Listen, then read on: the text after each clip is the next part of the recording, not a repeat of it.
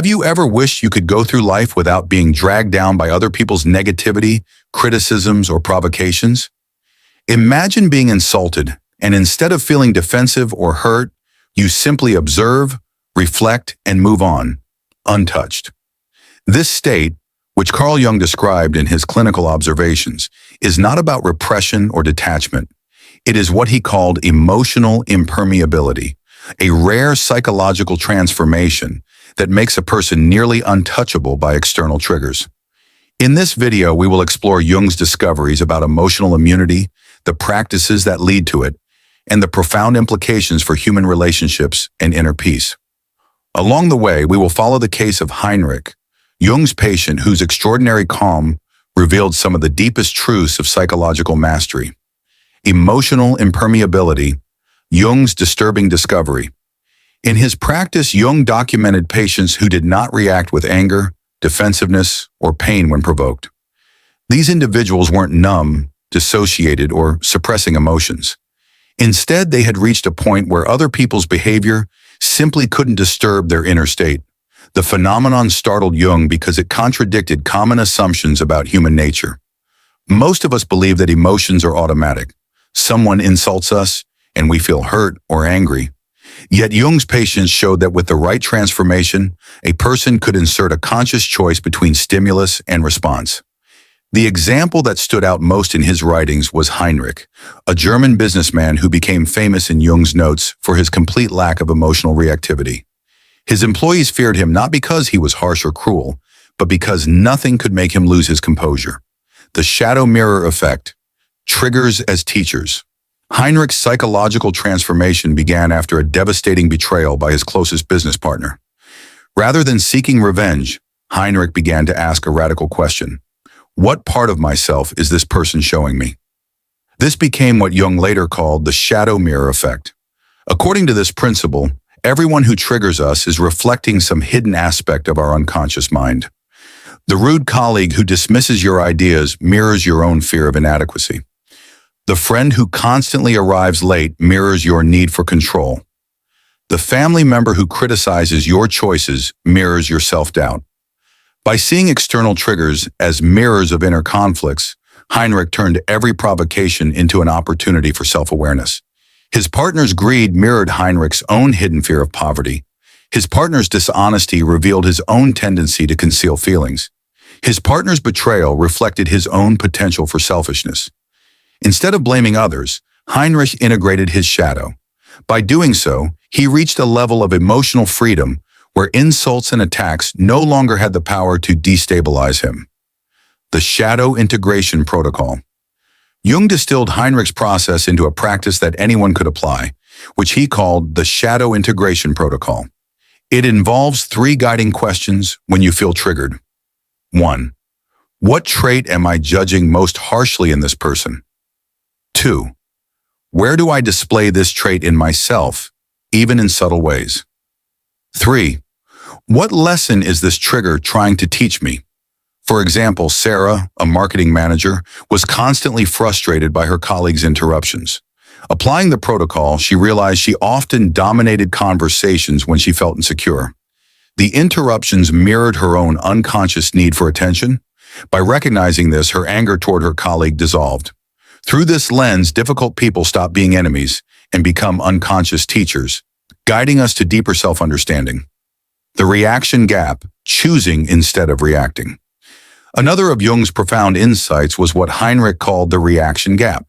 He described that when someone insulted him, it felt as if time slowed down. He could see the words approaching, but instead of automatically reacting, he felt free to either accept them or let them pass through. Most people experience stimulus and response as a single event, almost like a reflex. But Heinrich had discovered a space between the two, the gap where choice resides. From this discovery, Jung developed the observer protocol. Instead of reacting immediately, you mentally step back and watch the situation unfold as if it were a movie. You observe not only the other person's body language and words, but also your own emotional response, without fusing with it. This creates a profound shift. You stop being your anger and become the consciousness observing anger. With practice, you gain the ability to respond with empathy, curiosity, or silence, rather than compulsion. Building a boundary fortress. Jung also noted that emotionally immune people developed what he called boundary fortresses, invisible psychological defenses that determined what they let inside. He identified 3 types of boundaries. 1. The relevance filter, only absorbing what serves growth and discarding irrelevant negativity. 2. The ownership boundary, recognizing that others' emotions belong to them, not you. 3. The identity fortress, holding such a strong sense of self that criticism cannot undermine your worth. Heinrich described it simply: people can only disturb my peace if I give them permission. By refusing to internalize others' chaos, he became unshakable. Interestingly, Jung noticed that those with strong boundaries often attracted unstable or toxic individuals, as if their calmness unsettled others. Yet over time, their resilience also commanded respect.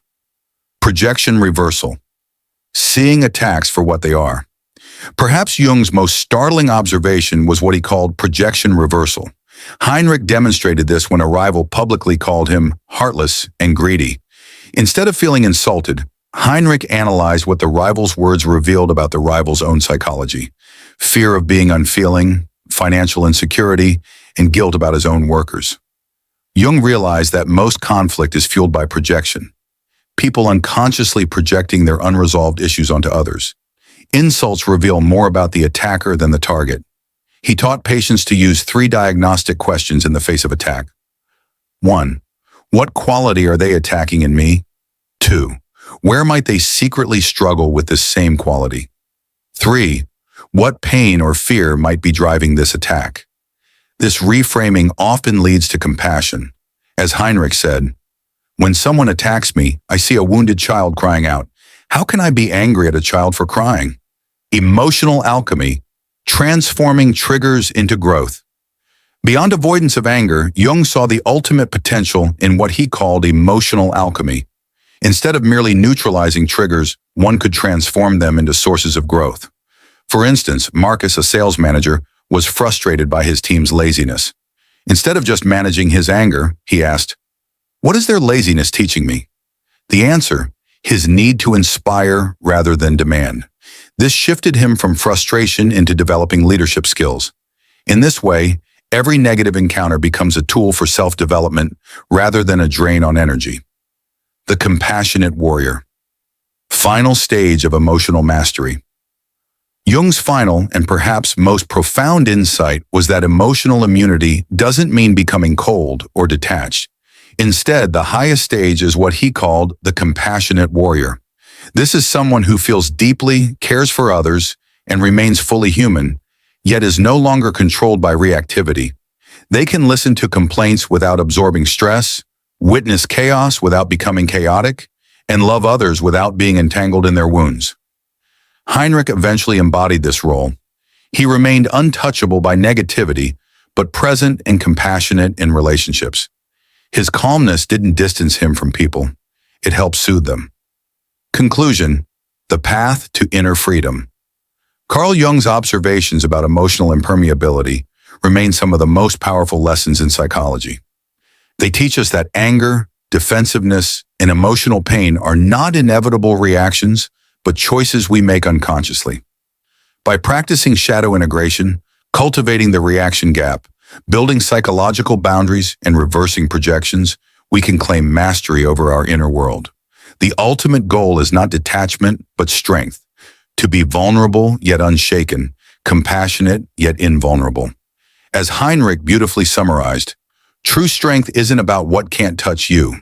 It's about what you can touch without being changed by it. This is the essence of Jung's path to psychological immunity, a journey from reactivity to mastery, from fragility to anti-fragility, and from emotional turbulence to unshakable peace.